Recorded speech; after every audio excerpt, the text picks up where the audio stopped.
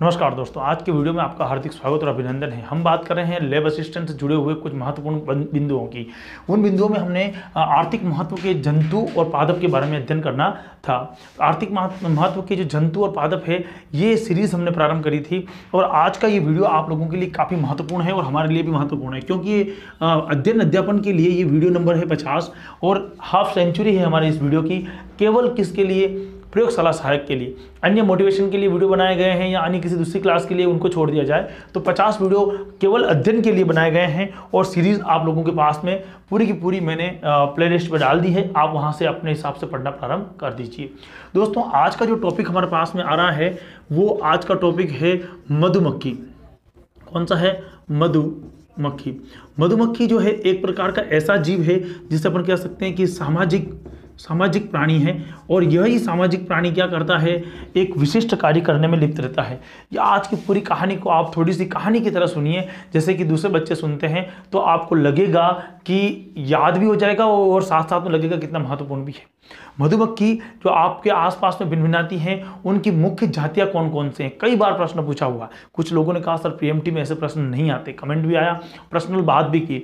मैं उन लोगों को बताना चाहता हूं कि कुछ पीडीएफ में आप लोगों को सेंड कर देता हूं, उनमें प्रश्न आपको दिख जाएंगे कि पीएमटी में प्रश्न पूछे हुए हैं अथवा नहीं पूछे हुए हैं, तो आपको क्लियर हो जाएगा, है ना। सर हम जो बात करते हैं, जो चीज़ पीएमटी की बात होती है या फिर रेट की बात होती है या कोई भी जनरल साइंस की बात होती है, सेकंड ग्रेड की बात होती है, ये वैसी कंडीशन है कि रोज़ कोई खाना खा रहा है ना, जैसी प्रक्रिया होती है वैसी प्रक्रिया हम लोगों के लिए ये है। तो आप बेफिक्र रहिए, हमने खाली चैनल बनाने के लिए ही पढ़ाना प्रारंभ नहीं किया है, चैनल बनाकर कि पढ़ाना प्रारंभ कर दिया, वैसा बिल्कुल नहीं है। तो आप बेफिक्र रहिए, आप एक सुरक्षित हाथों में है, मैं ये कह सकता हूँ आप लोगों को। कैसा जीव है? ये एक सामाजिक जीव है और मधुमक्खियों की कुछ ऐसी जातियाँ हैं जिनको हम पढ़ेंगे आज। देखिए, पहले आती है हमारे पास में एपिस इंडिका। कौन सी? Apis indica. ये एक प्रकार की छोटी मधुमक्खी होती है और इनको पाली जाती है। क्या कर सकते हैं? इनको अपन पाल सकते हैं। पालने का मतलब क्या हो गया? इनका हम कहीं ना कहीं उनको कृत्रिम रूप से सुरक्षित कर सकते हैं और उनसे हमें क्या प्राप्त होता है? तो शहद की प्राप्ति भी हो जाती है। और क्या मिलता है हमको? मोम मिलता है। क्या नाम है? Apis indica. ध्यान देना, क्या नाम है उनका? Apis indica. पूरा टॉपिक ऐसा करना है कि आज ही कंप्लीट हो जाए और याद हो जाए, घर पे किताब खोलने की जरूरत नहीं रहे, है ना। दूसरा आता है एपिस इंडिका के बाद में दूसरा नाम आता है एपिस फ्लोरी। क्या आता है? फ्लोएरी। एपिस फ्लोएरी। एपिस फ्लोरी जो होती है ये भी एक प्रकार की मधुमक्खी है, पालक जाति नहीं है हालांकि। एक होता है एपिस इंडिका, एक होता है Apis dorsata. Apis dorsata. Apis dorsata जो होती है काफ़ी आक्रामक होती है, गुस्सेल प्रकार की होती है, आकार में बड़ी होती है और इससे शहद भी बहुत ही भारी मात्रा में पाया जाता है। और इनका मैं आपको नाम बताऊं, आप अगर मेवाड़ के हैं तो आपको पता होगा, बड़े आकार की मधुमक्खी होती है, बम्बर बोला जाता है इनको देसी भाषा में। तो आप समझ चुके होंगे कि ये कितने बड़े होते हैं। ऊंची ऊंची इमारतें जो होती है वहाँ पर एपिस डोरसेटा पाई जाती है। इमारतों की छतों पर आपने बड़े से छज्जे लटके हुए देखे हैं, वहाँ पर कौन से होती है? एपिस डोरसेटा होती है ना। Apis indica, Apis florea, Apis mellifera और एपिस डोरसेटा। तो ये कुछ जातियाँ ऐसी हैं जो एपिस की जातियाँ हैं और काफ़ी महत्वपूर्ण भी हैं। एक आती है इसमें एडमसन। ये भी एक प्रकार की जाति है ना। और जिस एपिस लगा देना आगे, ये अफ्रीकन जाति है। कहाँ की है? अफ्रीकन जाति। पूछा हुआ प्रश्न है कि ये कहाँ की जाति है, तो अफ्रीकन जाति है। एक होती है यूरोपियन जाति। कौन सी होती है? यूरोपियन। और यूरोपियन जाति जो होती है वो इंडिया के अंदर पाली जाती है और उसका नाम होता है मेलिफेरी। आगे एपिस लगाना ही है सबके, तो Apis indica, Apis dorsata, Apis florea, Apis mellifera और एपिस कौन सा आएगा? एडिसन। तो ये कुछ जातियां हैं जिनको अपन कहेंगे कि मधुमक्खी की जातियां किस प्रकार की हैं। इनकी जातियों के नाम आपने याद कर लिया होगा, नहीं याद रहा तो कुछ ध्यान से सुनिए, आपको याद रहेगा। अगर मान लो अपन एक इंडिका कार में बैठ के कहीं घूमने गए, किसी फार्म हाउस पे गए और उस कार में बैठ कर जाने के बाद में अगर किसी व्यक्ति ने उन मधुमक्खी को देखकर वहाँ पर पत्थर मार दिया और मधुमक्खियाँ उड़ गई और आप लोग भी वहाँ से भागते चले, है ना, तो ये परिप्रेक्ष्य को ध्यान में रखी कहानी को सुनना तो समझ में आएगा। आप वहाँ से भागे, तब मधुमक्खी ने आपको काटा और आप उस समय कार के पास पहुँच गए। कार का नाम क्या था? इंडिका। एक मधुमक्खी कितनी बार काट सकती है? एक बार काट सकती है, इसलिए नाम पड़ गया एक पीस। एपिस याद रहेगा। कौन सी कार के पास में? Indica, Apis indica. दूसरी आती है अपने पास में कार को जैसे डोर को खोलने की कोशिश की, तो जैसे डोर खोला तो क्या हो गया, चिपका, काटा उसने, तो मेवाड़ में बोलते हैं सेटा, तो हो गया डोर सेटा, याद रहेगा, एपिस डोर सेटा। उसी प्रकार एक आता है अपन ने फ्लावर सूंघने की कोशिश की, उसमें से क्या निकली, मधुमक्खी निकली, क्या बोलेंगे, एपिस फ्लोरी। और अगर हमारे ऊपर बहुत सारे मधुमक्खियां चक्कर काटती है, अपन क्या बोलते हैं, फेरेलेरी, क्या ले रही, ये फेरेलेरी, तो मेलीफेरा, बहुत सारे फेरे, मेलीफेरा, मेनी की जगह मैंने लिखा है मेली, याद रखने के लिए, मेलीफेरा। तो ये कुछ जातियां हैं जिनको आपको अपने तथ्यों के आधार पर, नाम के आधार पर क्या करेंगे, आप याद रखेंगे। अच्छा, मधुमक्खी की जो जातियां हैं, उन जातियों के बाद में हम मधुमक्खी के स्वभाव को भी थोड़ा सा जान लेते हैं, कैसा स्वभाव होता है। मधुमक्खियों में 3 प्रकार की मधुमक्खियां मुख्य होती हैं। अगर उनका सामाजिक परिवेश देखा जाए तो मैं कहूँगा कि मनुष्यों में जितनी सहन क्षमता नहीं है एक को दूसरे को उठाने के लिए, उतनी सहन क्षमता इस प्राणी में है, इस जीव में है। देखिए, मधुमक्खी का जो छत्ता होता है, उस छत्ते के अंदर एक तो होती है रानी मधुमक्खी, बाकी सब होते हैं श्रमिक, और श्रमिक होते हैं अपरिपक्व मादा, अपरिपक्व मादा। देखिए, ये अपरिपक्व मादाएं जो होती है सब रानी से बनती है। किससे बनती है, सब रानी से बनती हैं। और इनमें 5 होते हैं, 5 से 10 कह सकता हूं मैं, 5 से 10 होते हैं ड्रोन। ड्रोन जो होता है वो नर होता है और अनिषेक फलन से जन्म लेता है। किससे, अनिषेक फलन से बनता है, से बनता है। एक बात और कह देता हूं, मैं यहां पर आपको पूरा कोर्स कराने की बात कर रहा हूं, क्रैश कोर्स है, एकदम से क्रैश कोर्स का मतलब क्या हो गया, अब मैं यहां पर पूरा डेप्थ में जाके पूरा ये नहीं बताऊंगा कि ये चीज़ क्या होती है। हालांकि कोशिश ये करूंगा कि आपको एक ही बार में पढ़कर याद हो जाए, ये मेरी गारंटी है। लेकिन अभी कुछ याद करने की कोशिश कीजिए लगातार आप लोग, क्योंकि इतना आपके पास अब टाइम नहीं है कि पूरा का पूरा आराम से तसल्ली से बैठ के पढ़ सके। पुराने वीडियो जो बने हुए हैं बहुत तसल्ली और आराम से बने हुए हैं। अभी जल्दी जल्दी में करने की प्रोसेस में है अपन, और कोई छूटना भी नहीं चाहिए, कोई भी चीज़ छूटनी नहीं चाहिए, एक भी पॉइंट छूटना नहीं चाहिए, और वो फटाफट हो भी जाए और किताब खोलने की जरूरत भी नहीं पड़े। अपरिपक्व मादा का मतलब क्या हो गया, ये अंडे नहीं दे सकती, क्या नहीं कर सकती, अंडे नहीं दे सकती। और अनिषेक फलन का मतलब क्या हो गया, अनिषेक फलन का मतलब क्या हो गया, इनमें निषेचन नहीं होता। निषेचन के बिना जो बच्चे पैदा होते हैं वो ड्रोन कहलाते हैं। निषेचन के बिना जो बच्चे पैदा होते हैं उसे क्या कहलाते हैं, ड्रोन कहलाते हैं। अनिषेक फलन का मतलब समझ में आ गया, और अपरिपक्व मादा का मतलब भी आपको समझ में आ गया। कितने होते हैं, 3 होते हैं, रानी होती है, श्रमिक होती है और ड्रोन होते हैं। रानी क्या होती है, पूरे ग्रुप की लीडर होती है और सभी मधुमक्खियों को वो संग्रहित करते रहती है। इसके पास में क्या होता है, एक फेरोमोन्स होता है। क्या होता है, फेरोमोन्स, एक विशिष्ट प्रकार का हार्मोन होता है जिससे अपन कहते हैं फेरोमोन्स, और ये मधुमक्खियों को इकट्ठा रखने का कार्य करती है ना। अब देखिए क्या होता है कि जैसे ही मधुमक्खियां, बाकी सब तो खाते हैं शहद, और मधुमक्खी जो रानी मक्खी होती है ये खाती है रॉयल जेली, रॉयल जेली। अच्छा, इसी को शाही जेली के नाम से भी जानते हैं। तो ये क्या खाएगी, रॉयल जेली खाएगी। लेकिन धीरे धीरे क्या होगा, जैसे ही ये डेवलप होगी, विकसित होगी और ये उड़ जाएगी। उड़ने के बाद में ये एक प्रकार का वृंदन कहलाएगी। क्या कहलाएगी, वृंदन है ना। वृंदन करती हुई क्या जाएगी, ये आकाश में भ्रमण करेगी। उसी समय ये 5 ड्रोन जो होते हैं, 5 से 10 ड्रोन जो होते हैं, ये भी साथ के साथ क्या हो जाएंगे, उड़ जाएंगे। और ड्रोन के उड़ने के बाद में कोई एक ड्रोन इस मधुमक्खी के साथ में, यानी कि रानी मधुमक्खी के साथ में क्या कर लेगा, अपने शुक्राणुओं को इसमें स्थानांतरित कर देगी। मधुमक्खी अपने जीवन काल में केवल एक बार वृंदन करती है। मधुमक्खी अपने जीवन काल में केवल एक बार वृंदन करती है, यानी कि अपने जीवन काल में कितनी बार उड़ेगी, खाली एक ही बार उड़ेगी। ये बात आपको लोगों को क्लियर होनी चाहिए। बात नंबर 2, अब वहां पर जो ड्रोन है उसके साथ वृंदन होने के बाद में ड्रोन की मृत्यु हो जाती है और मधुमक्खी पुनः लौटती हुई कहाँ आ जाएगी, अपने छत्ते में आ जाती है। छत्ते में आने के बाद में ये क्या करेगी, छत्ते में आने के बाद में ये अंडे देने प्रारंभ कर देगी और लगातार छत्ते का वृद्धि करना प्रारंभ कर देगी। ये जो अंडे देगी, इन अंडों को रखरखाव करने का काम श्रमिक का होगा। मधुमक्खी की कुछ खासियत होती है, मधुमक्खी की क्या होती है, कुछ खासियत होती है। क्या खासियत होती है, कौन सी मधुमक्खी, रानी मधुमक्खी की बात कर रहा हूँ, है ना, ध्यान देना। रानी मधुमक्खी की कुछ खासियत होती है, उनको थोड़ा ध्यान से समझिए। इनके पंख जो होते हैं वो अपरिपक्व तरह होते हैं, यानी पूरा डेवलप नहीं होते हैं। आकार जो उधर जो होता है, इनका भाग जो होता है पीछे वाला, वो काफ़ी बड़ा होता है और आगे तिकोना तिकोना सा इनके सिर होते हैं, एंटीना पाया जाता है ना।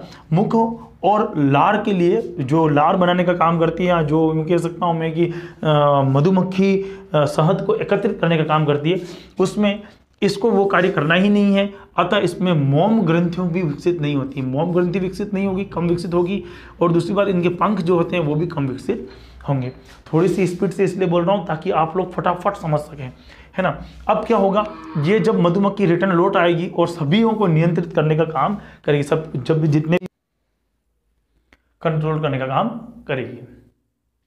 तो ये बात आप लोगों को अच्छी ढंग से यहाँ पर समझ में आ चुकी होगी कि परिपक्व क्या है, अपरिपक्व क्या है, निश्चित क्या है, अनिश्चित क्या है ना। और ड्रोन जो होते हैं उनमें से वो वापस पुराने ड्रोन जो होंगे उनमें से अधिकांश ड्रोन लौट के आ जाएंगे। एक ड्रोन के साथ में मधुमक्खी क्या कर लेगी, विवाह कर लेगी, प्रजनन कर लेगी।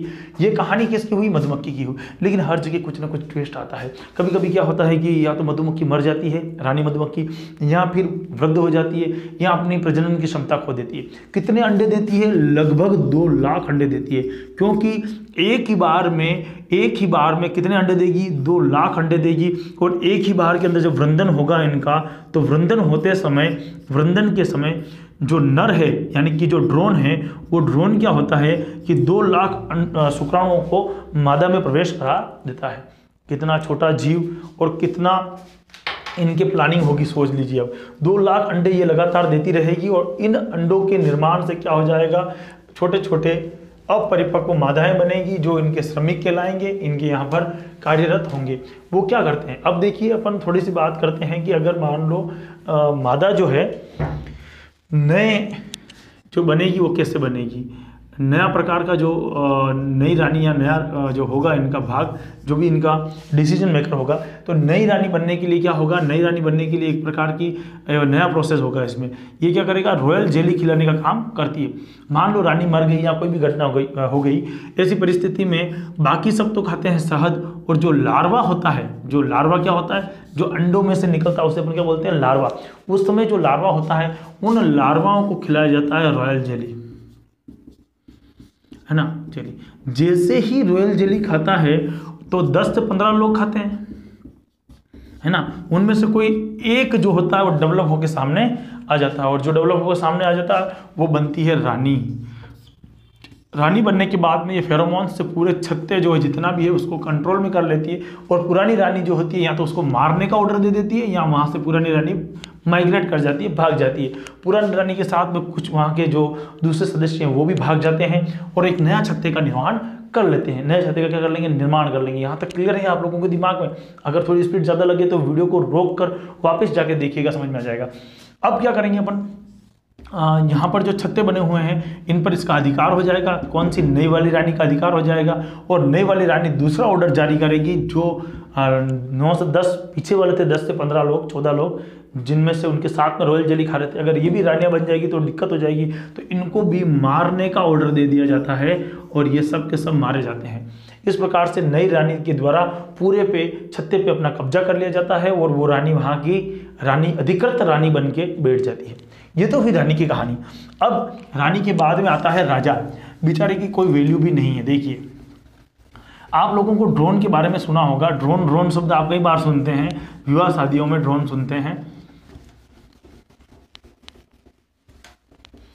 ड्रोन जो होता है, ये ड्रोन क्या है, ड्रोन क्या करता है, ये केवल निषेचन करने का काम करता है, निषेचन करने का काम करता है। किसको निषेचन करता है, मादा जो होती है उनको, मादा को निषेचित करने का काम कौन करता है, ड्रोन करता है। इनकी संख्या 5 से 10 होती है और ये कब, एक ही बार इनका वृद्धन होता है, लेकिन इनमें कभी भी शहद बनाने की कैपेसिटी नहीं होती। इनके भी पंख इतने विकसित नहीं होते, लेकिन उड़ान भर सकते हैं। और इनमें भी पोलन ग्रेन्स यानी कि जो परागकणों को इधर से उधर ले जाने के लिए पॉकेट भी सुविधा नहीं होती। ये तो फिर काम क्या करते हैं, केवल निषेचन का काम करते हैं। तो शहद कहाँ से खाते हैं, शहद के लिए ये बेचारे श्रमिक जो होते हैं यानी कर्मचारी जो होते हैं जितने भी, उन कर्मचारियों को बोलते हैं कि हमें शहद क्या किया जाए, प्रदान किया जाए। तो ये आप लोगों को ध्यान होना चाहिए, एक छोटी सी कहानी इन पर भी। और अब हम बात करेंगे श्रमिक, जिसके लिए मैं कह सकता हूँ कि श्रमिक जो है वो मधुमक्खी के छत्ते की रीढ़ की हड्डी है, क्योंकि इसके बिना जिंदगी इनकी अधूरी है। श्रमिक जो होते हैं, श्रमिक वो चीज़ है जिससे कि छत्ता बनता है। इनमें भी 2 प्रकार के होते हैं। कुछ में क्या होता है कि कांटा विकसित होता है और कुछ में मोम ग्रंथियां विकसित होती हैं। कांटा विकसित जिनमें होता है वो क्या करते हैं, रक्षा करने का काम करते हैं, और मोम ग्रंथियां विकसित होती हैं वो क्या बनाते हैं, छत्ते को बनाते हैं। इनमें से तीसरा व्यक्ति जो होता है उनमें पंख विकसित होते हैं, और वो पंख विकसित होने के बाद में क्या करते हैं, तो शहद को लाने का काम करते हैं। अब एक प्रश्न आता है, शहद है, ए पादप उत्पादित, बी जंतु उत्पादित, सी पादप और जंतु का उत्पाद। तो पादप और जंतु का उत्पाद। अब आपके दिमाग में आ रहा है कि क्यों पादप और जंतु का, मधुमक्खी केवल शहद को लाने का काम ही नहीं करती। जब मधुमक्खी शहद को लेती है तो अपने आहार नाल में ले जाती है और आहार नाल की विशिष्ट एक एंजाइम होता है, उन विशिष्ट एंजाइम की सहायता से शहद का पाचन किया जाता है। पाचन करने के बाद में शरीर में क्या हो रहा है, पाचन हो रहा है। पाचन होने के बाद में उसी शहद को लाकर उड़ेल दिया जाता है। कहाँ पर, तो वो छत्ते में उड़ेल दिया जाता है। शहद याद रखिए वो आपके लिए नहीं है, कदापि नहीं था, और ना मेरे लिए है। वो किनके लिए था, लार्वा के लिए था, उनका खुद के जीवन रहने के लिए था। ये तो मनुष्य का निजी स्वार्थ है कि वो शहद को ले लेता है, और जब शहद लेकर आता है तो उसके बाद में उनमें से H2O यानी कि पानी इवोपरेट होकर वाष्पीकृत होकर उड़ जाता है। उसके लिए पंख जो है उसको उनके ऊपर फहराए जाते हैं बार बार ताकि सूख जाए, और सूखने की बड़ी मेहनत के बाद शहद की तैयारी होती है, जिनको सभी लोग खाते हैं। और हाँ, ये तीनों गुण एक ही मधुमक्खी में भी हो सकते हैं या अपरिपक्व मादा में हो सकते हैं। ये अपरिपक्व मादाएं अपने पूरे जीवन काल को इन लोगों के लिए न्योछावर कर देती है, पूरे जीवन को इन लोगों के लिए त्याग देती है। ये कहानी थी श्रमिक की, है ना। अब बात आती है कि आखिरकार ये जो मधुमक्खियां होती हैं इनकी क्या क्या विशेषताएं हैं या किस प्रकार से इनके शहद के निर्माण की प्रक्रिया होती है। चलिए हम सीधा उसी पे चलते हैं, जल्दी से बात कर लेते हैं। इसके सिर की, इसके वक्ष की और उदर भाग के, शरीर के 3 भागों में विभक्त किया गया है मधुमक्खी के, सिर, वक्ष और उदर भाग। पहला जो सिर होता है वो उसमें क्या होता है, कैसा होता है, तो इस प्रकार से तिकोना यानी त्रिभुजाकार होता है। संयुक्त नेत्र पाए जाते हैं, चूषक पाए जाते हैं, जिससे कि वो परागकणों और मकरंदों को ग्रहण करने का काम करता है। फिर हमारे पास में आता है वक्ष। वक्ष भाग को क्या बोलते हैं, मध्य भाग कहते हैं। और एक जोड़ी पंख और पाद, एक जोड़ी पंख और पाद, पाद मतलब हो गया पांव, प्रत्येक खंड में पाए जाते हैं, प्रत्येक खंड में पाए जाते हैं। फिर आता है उदर। उदर हमारे पास 8 से 10 खंड होते हैं। उदर में कितने खंड होते हैं, 8 से 10 खंड होते हैं। अंतिम भाग होता है और अमाशय पाया जाता है इसी के अंदर, यानी कि आहार नली पाई जाती है, और आहार नली के अंत वाले भाग में एक कांटा पाया जाता है। उसी कांटे को दंश के रूप से हमें चुभता है। ध्यान देना, कभी भी मधुमक्खी मुंह से नहीं काटती है, दंश वाले भाग यानी कांटे से काटती है। वक्ष भाग जो होता है उसको 3 भागों में डिवाइड किया गया है। कौन कौन से, देखिए, prothorax, mesothorax, metathorax. Prothorax, mesothorax, metathorax. Prothorax होता है आगे वाला भाग जो होता है, उसके अंदर कौन कौन सी पाई जाएगी, फीमर पाई जाएगी, टिबिया पाई जाएगी और टार्सस पाई जाएगी। फीमर, टिबिया और टार्सस 3 संरचनाएं हैं इनकी, जो कभी आपने देखी हो किसी भी कॉकरोच में या किसी भी जानवर में टांगे देखी होंगी। ये फीमर भी टांग है, टिबिया भी टांग है और टॉर्सस भी, उसका आगे वाला जो भाग होता है ये इस तरह का फीमर, टिबिया और टॉर्सस, आगे वाला भाग जो गुदगुदा सा होता है, तो ये पाई जाती हैं। अच्छा, मेसोथोरैक्स क्या होता है, मेसोथोरैक्स एक ब्रूसनुमा संरचना होती है। कभी तुमने देखा हो, कॉकरोच के अंदर देखा हो तो ऐसी संरचना होती है ना, जिनके ऊपर ब्रूस जैसे बाल पाए जाते हैं, ब्रूसनुमा संरचना होती है, उसे बोलते हैं मेसोथोरैक्स। और मेटाथोरैक्स कैसा होता है, अंतिम भाग होता है मेटाथोरैक्स। ध्यान रखने वाली बात है, शरीर को 3 भागों में बांटा गया। क्या उत्पाद प्राप्त होते हैं, शहद मिलता है, मोम मिलता है, पर परागण में सहायक होती हैं मधुमक्खियां। क्या उत्पाद है, शहद, मोम और पर परागण में सहायक होती है। शहद का उपयोग लंबे समय से हो रहा है, हड़प्पा, मोहनजोदड़ो, मेसोपोटामिया सभ्यता से हो रहा है। आज दिन तक शहद खराब नहीं होता है। वो बात अलग है कि हम इंसान उसमें शहद में शक्कर मिला के बेच देते हैं, वो बात अलग है, बाकी खराब नहीं होगा। आप लोगों को मैंने आज की इस वीडियो में यूँ कहूँगा कि मधुमक्खी पर जो इतने भी पालन पर हमने बात करी है, इसकी मैंने कुछ महत्वपूर्ण तथ्य दे दिए।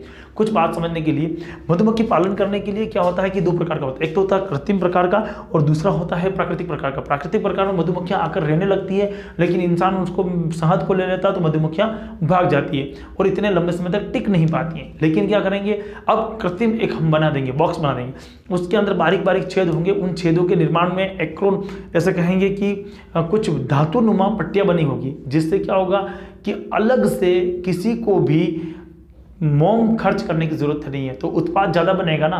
क्यों ज्यादा बनेगा, क्योंकि मोम तो लग नहीं रहा है, खाली शहद इकट्ठा करने का काम करना है, तो ज्यादा शहद इकट्ठा होगा।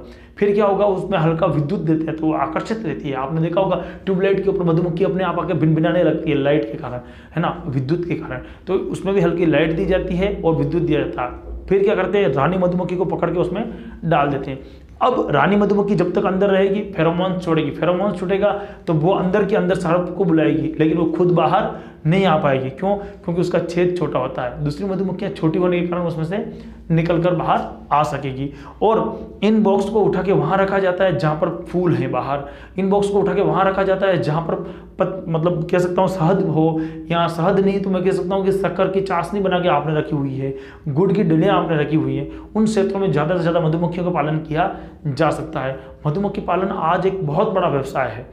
आप लोगों को ये वीडियो कैसा लगा शॉर्ट में बताइएगा, और अगर अच्छा लगा तो एक बात कहूँगा, इसे शेयर कर दीजिएगा। बुरा लगता है, आप ऐसा लगता है कि समझ में नहीं आया, अनलाइक कर देना, मुझे कोई फर्क नहीं पड़ता उस चीज़ का। लेकिन अच्छा लगता है, मेरा एक ही उद्देश्य है, आप लोगों का सिलेक्शन। अगर आपको लगता है कि कोई चैनल और दूसरा चैनल भी आपके हित में जारी है और आपको फायदा दे रहा है, आप देखिए, अध्ययन कीजिए उस चैनल से और नोट्स बनाइए। आपको लगता है कि हमारे चैनल में थोड़ा सा भी दम है, या मेरी पढ़ाने की कला थोड़ी सी भी समझ में आ रही है, या कोर्स कराने की लमसम हम पहुंच पाएंगे, कुछ भी आपको लगता है, तो आपको क्या करना चाहिए वो आप स्वयं विवेक से कीजिए। क्योंकि मुझे इतना पता है कि जिस व्यक्ति के हाथ में एंड्रॉयड मोबाइल है वो आदमी अपना डिसीजन ले सकता है। आप सब लोगों को फिर से कह रहा हूँ, एक बार अच्छी प्लानिंग के साथ पढ़ना प्रारंभ कर दीजिए। मधुमक्खी पालन मैंने कंप्लीट करा दिया है। फिर भी अगर किसी को डिफिकल्टी लगे, कोई महसूस हो कि मुझे आपसे बात करनी है, ये मेरे नंबर है 9928544989 9928544989। ये मेरा नंबर है, आप मुझे कॉल कर सकते हैं। हाँ, कॉल करने का समय जो आपको रहेगा वो 3 से 3:30 के बीच में ही रखें, है ना। और ये क्रैश कोर्स की तरह जल्दी खत्म कराने के लिए किया गया प्रयास।